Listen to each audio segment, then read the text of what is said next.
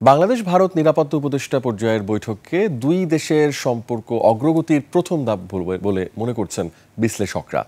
সেই সাথে কলম্বো নিরাপত্তা সম্মেলন থেকেও আসতে পারে অর্থবহ ও কার্যকরী সিদ্ধান্ত। তবে এসবকে অর্জন বললেও ঢাকা তাকিয়ে থাকবে প্রত্যর্পণ চুক্তির মাধ্যমে সাবেক প্রধানমন্ত্রী শেখ হাসিনাকে দেশে ফিরিয়ে আনার আইনি প্রক্রিয়ার দিকেই। আদিত্য মামুনের রিপোর্ট।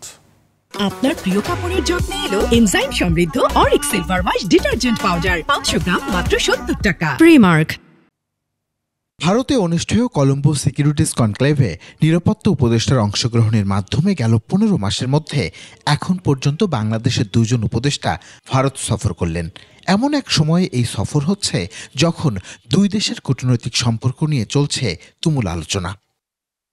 এই সফরকে কেন্দ্র করে আন্তঃমহাদেশীয় নিরাপত্তা জোরদার কার্যক্রম ছাড়াও বাংলাদেশ অভ্যন্তরীণ বেশ কিছু ইস্যুতে মুখ খুলতে পারলে বিলম্ব হলেও সাফল্য আসতে পারে বলে মনে করেন সাবেক এই রাষ্ট্রদূত। সেখানে তারা খুঁজে বের করবেন কোনো কীভাবে নিজের সম্পর্ক উন্নয়ন করা যায় বা একে অন্যের উদ্বেগগুলো কী করে নিরসন করা যায়। তো এটাই হলো diplomatic way, civilised way of dealing with one another.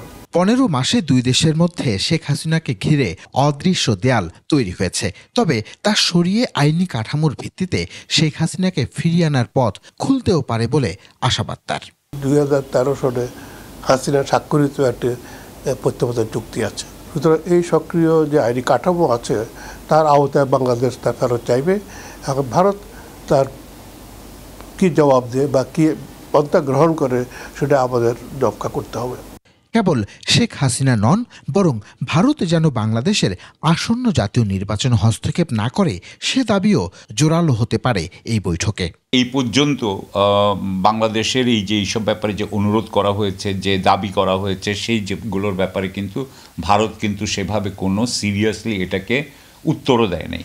সুতরাং এখন কিন্তু অজিত দোভালকে একটা কিছু কথা বলতে হবে যে এই ব্যাপারে তারা কতটুকু যেতে চায়। সার্বভৌমত্ব বজায় রেখে সম্পর্ক এগিয়ে নিতে ভারতকে আরও উদার হতে হবে বলেও মনে করেন তিনি।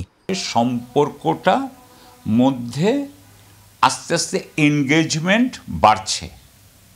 এতদিন কিন্তু কোনো এনগেজমেন্ট ছিল না। এই মিটিংটাই একটা প্রগ্রেস।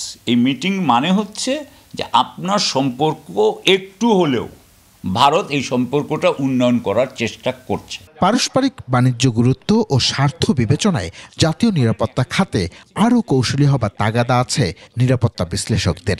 তাদের যে সমস্ত হয়তো আপত্তি ছিল তার। আদিত্য মামুন, 21 টেলিভিশন, ঢাকা।